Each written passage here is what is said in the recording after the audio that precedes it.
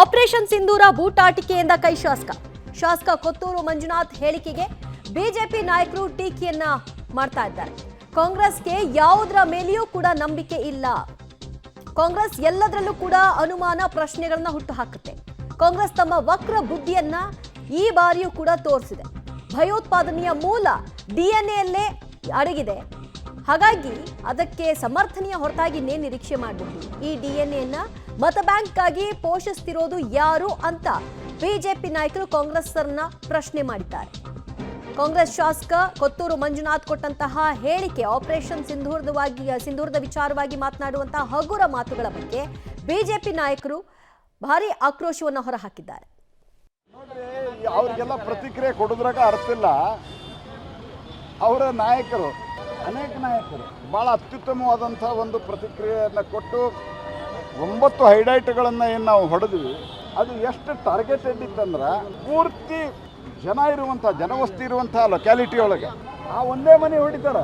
ಅಂದರೆ ಭಾರತದ ಇಂಟೆಲಿಜೆನ್ಸ್ ಏಜೆನ್ಸಿಗಳು, ಭಾರತದ ಟೆಕ್ನಾಲಜಿ, ಭಾರತದ ಆರ್ಮಿ, ಭಾರತದ ನೇವಿ ಮತ್ತು ಭಾರತದ air force, chief of defence staff Modi ಸರ್ಕಾರ ಬಂದ ಮೇಲೆ ಎಷ್ಟು ಕೋಆರ್ಡಿನೇಟೆಡ್ ಆಗಿ ಹೊಡೆದ್ರು ಅಂತಂದ್ರೆ ಅದು ಒಂದೇ ಹೊಡೆದ್ರು.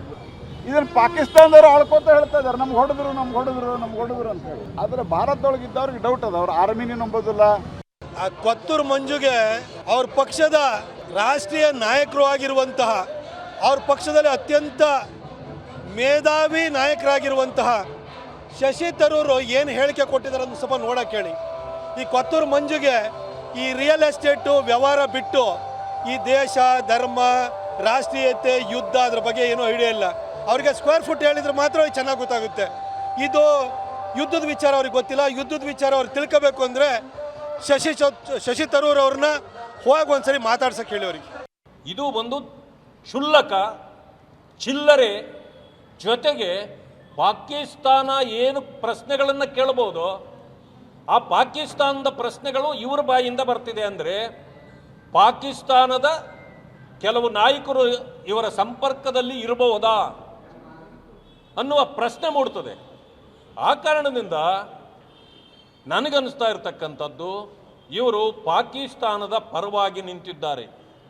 ಆದರೆ ನಾನು ಇನ್ನೊಂದು ಮಾತು ಹೇಳಲಿಕ್ಕೆ ಬಯಸ್ತೇನೆ.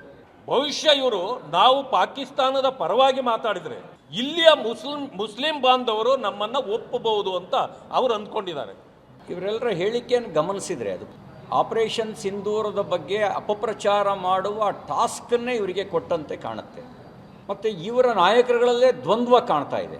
ಒಂದು ಕಡೆ ಶಶಿ ತರೂರ್ ಅವರು, ಮಲ್ಲಿಕಾರ್ಜುನ್ ಖರ್ಗೆ ಅವರು ಭಾರತ ಸರ್ಕಾರದ ಜೊತೆಗೆ ನಾವಿದ್ದೇವೆ, ಇದು ಸಂದರ್ಭಯೋಚಿತವಾಗಿರ್ತಕ್ಕಂಥ ಕ್ರಮ ಅಂತ ಶ್ಲಾಘನೆಯ ಮಾತಾಡಿದರೆ, ಇಡೀ ದೇಶ ಯುದ್ಧ ಬೇಕು ಅಂತಿದ್ದಾಗ ನಮ್ಮ ಸಿದ್ದರಾಮಯ್ಯನವರು ಯುದ್ಧ ಬೇಡ ಅನ್ನೋ ಸಂದೇಶವನ್ನು ಕೊಟ್ಟು ಸಾರ್ವಜನಿಕರ ಟೀಕೆಗೆ ಒಳಗಾದ ನಂತರ ಆಪರೇಷನ್ ಸಿಂಧೂರದ ಕ್ರೆಡಿಟ್ ಪೂರ್ತ ಸೈನ್ಯಕ್ಕೆ ಅಂತ ದೊಡ್ಡ ಹಣೆ ಮೇಲೆ ಕುಂಕುಮ ಹಚ್ಕೊಂಡು ಈಗ ನನ್ನ ಹಣೆಯಲ್ಲಿ ಕುಂಕುಮ ದಿನ ಇರುತ್ತೆ, ನಾನು ಕುಂಕುಮ ಇಡದೇ ಇದ್ದರೆ ಇದೇನಿದು ಹಾಗೆ ಬಂದಿದೆಯಾ ಅಂತ ಕೇಳ್ತಾರೆ.